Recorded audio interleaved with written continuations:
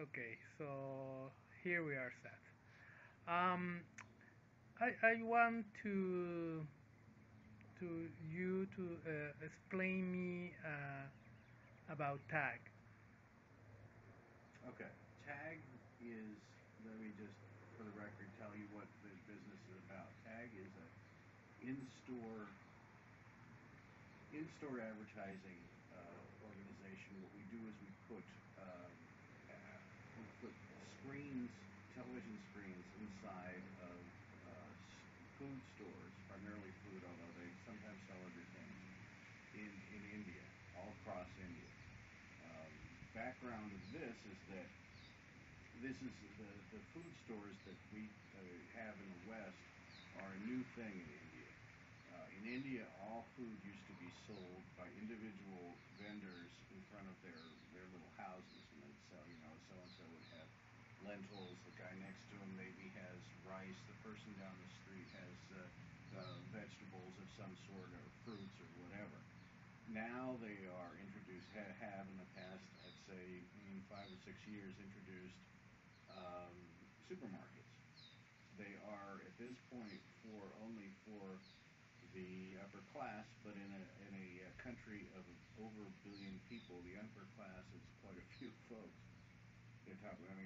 Put it in context, the top 10% is 100 million people, which is a third of the entire United States.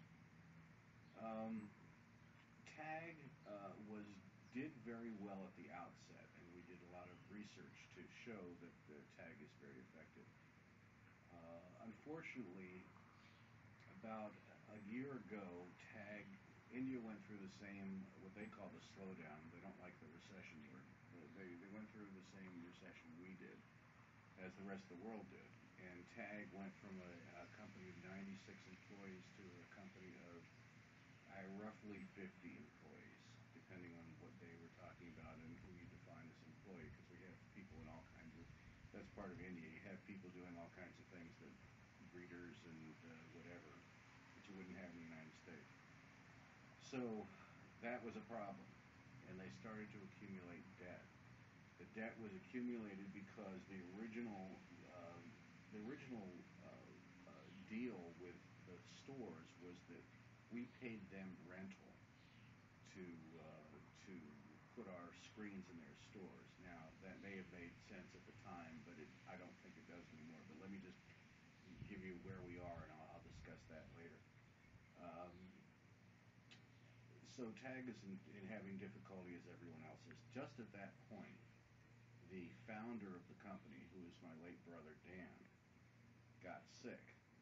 Now, at first he didn't realize how sick he was, but it did affect his work, and did affect the degree to which he was able to leave the company.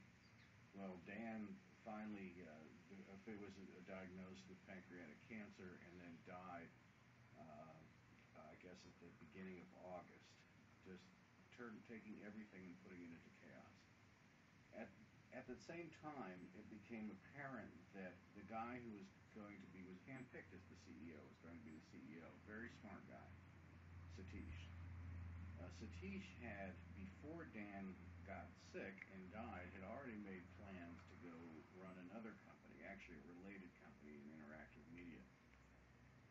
And so his time was after this. His time was very difficult because he had obligations to his new company and to his old company. So we were essentially leaderless. I went and I tried to help them redefine their. Went to India to help them redefine their corporate identity in a sense, and again I'll talk about that in a second. But and it worked fine. But I came home and it just became apparent that it was too difficult to manage this without somebody in India. We also have at the same time a company called Live Media, who back up. The original partners in this adventure were my brother, a guy named Bunty, who's a well-known marketer in India, and a friend of my brother's at Intel, India Intel. India Intel, when my brother died, their connection to the business was gone. And it was not business. Because they were, like everyone else, suffering through the downturn, Intel made the decision to sell off all of their non-core businesses. Among them was Tag Media. They ended up selling Tag Media at, I think it would be generous for me to say, fire sale prices. Essentially, not even a dollar on not even a penny on the dollar to what had been put into the company. They sold out to this guy named Rajan Mehta, who is the president of another company called Live Media. Related, but not the same thing. Rajan, we hoped, would by his decision to take part in the company, we hoped that Rajan would, join with us and work for the health of the company. Rajan, instead, as it has become completely apparent, wants to break down the company, have us sell out, and then take over for little or no money. I have decided that is not the way I want to do it.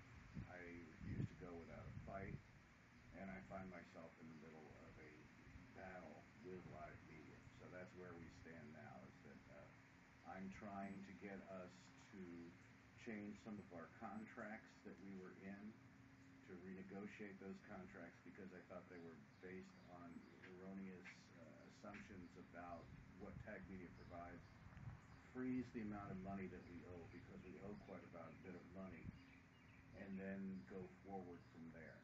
And that is pretty much where we find ourselves at this moment. I see.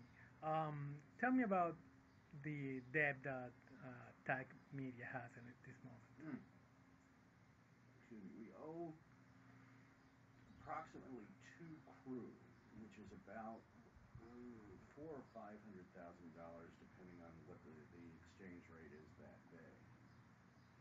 We owe money because the